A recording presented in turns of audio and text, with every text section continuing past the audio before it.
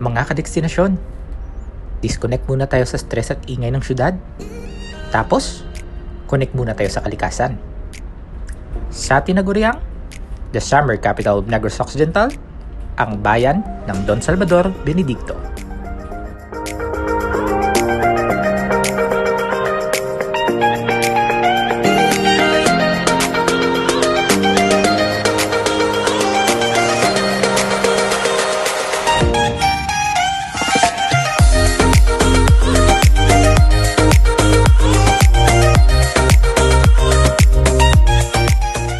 Only 45 minutes away from the provincial capital Bacolod na may layong 50 kilometers, mararating mo na ang napanggandang bayan na ito.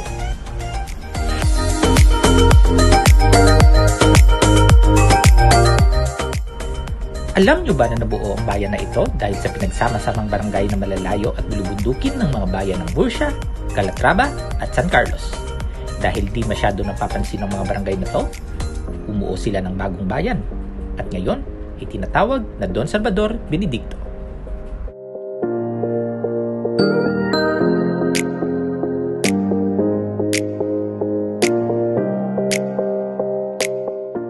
At ang ating itinerary ngayong araw, mag-relax, mag-enjoy, kumain, and be one with nature.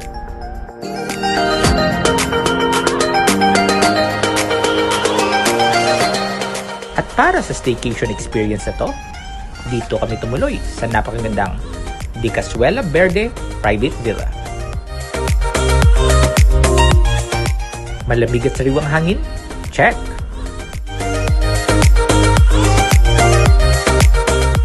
IG-worthy garden na perfect para sa mga plantito at plantita? Check na check!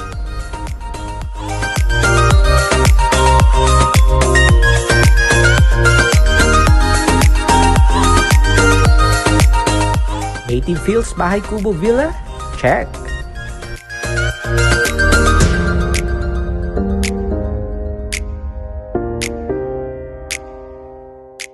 Meet Orly, ang tagapagmana ng Casuela Verde.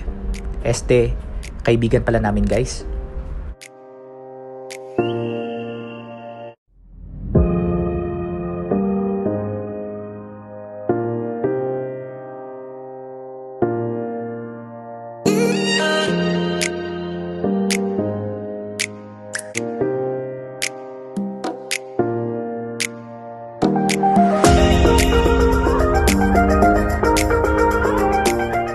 Cold spring water private swimming pool? Check!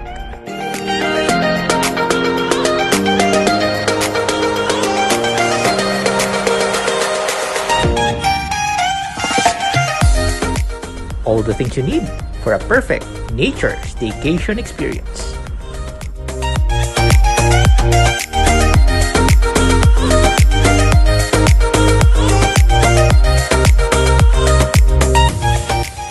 Di ako makagit over sa pool.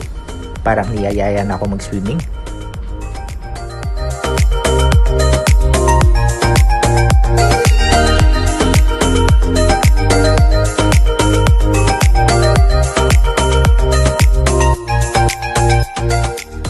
Feeling photographer ka ba? Napaka-effortless kumuha ng magagandang picture dito dahil sa sobrang ganda ng place at samot-saring halaman at bulaklak.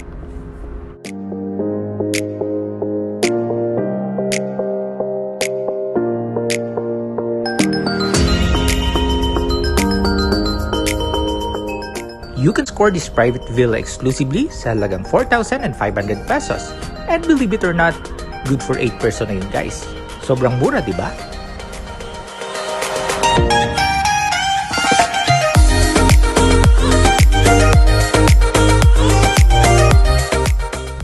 Malinis na bathroom?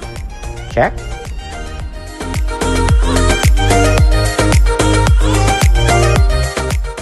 Dahil nakakagutom mag-villa tour, magluluto muna sila guys. What's our menu for today, Chef Tarde?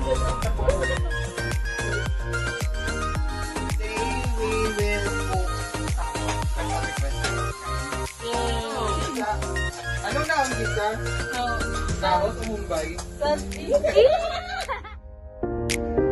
Presenting ang signature sotanghon ng ating chef.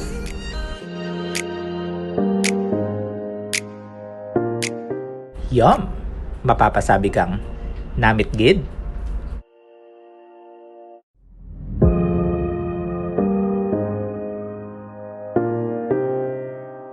Sige nga, patingin ang mga mukha ng satisfied customer ng sotanghon ni Chef Tarde.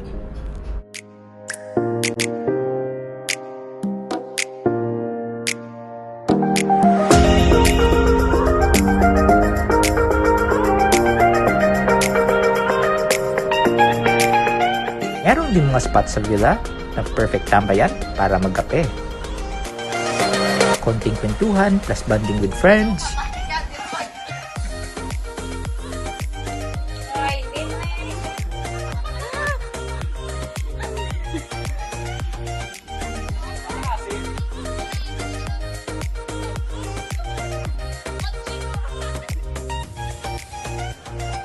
Dahil busog na at tapos na rin magkape, it's swimming time!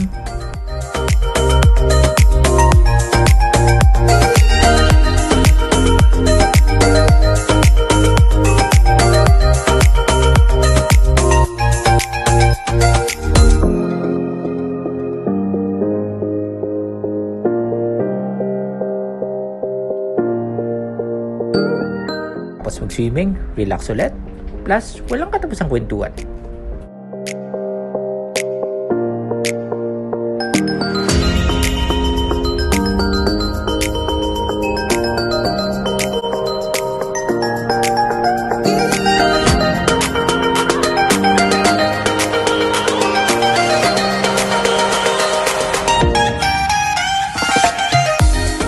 Check naman natin kung anong kaguluhan ang nangyayari sa kusina.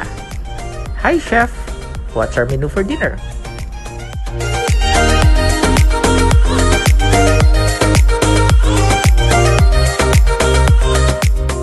Tipid tips?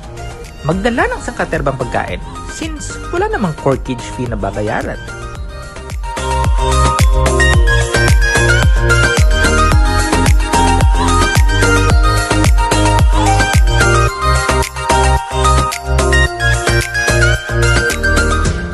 Grilled chicken and pork. Parang mapapalaban ako sa extra rice nito ah.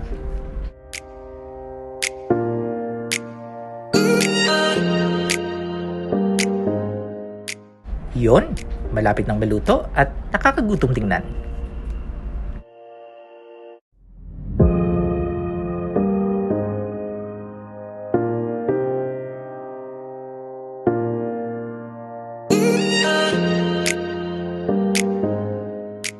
Siyempre, mawawala ba ang Ilonggo's favorite soup dish?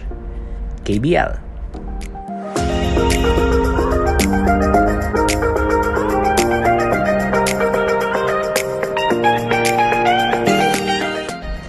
It's dinner time! Tara, kain tayo guys! Pagkatapos mag-dinner, swimming ulit, sulitin natin ang pool.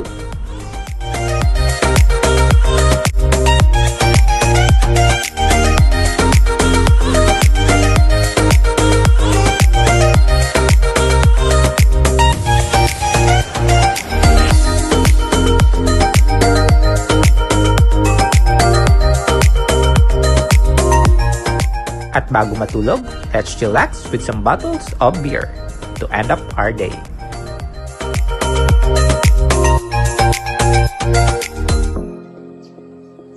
At napakasarap gumising at magkape kung ito ang tanawin na bubungad sa iyo. Pagkatapos magkape at enjoy morning breeze, it's time to fill our tummy with sumptuous breakfast.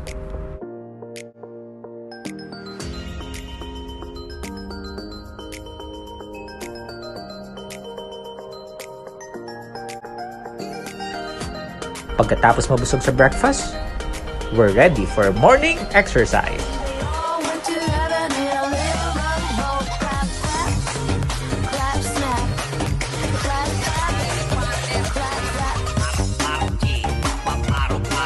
Huwag na mahiya, higiling nyo pa guys.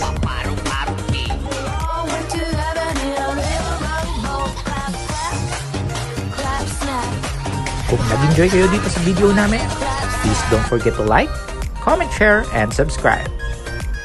This is Destination once again always saying, Bon voyage, keep safe guys, bye!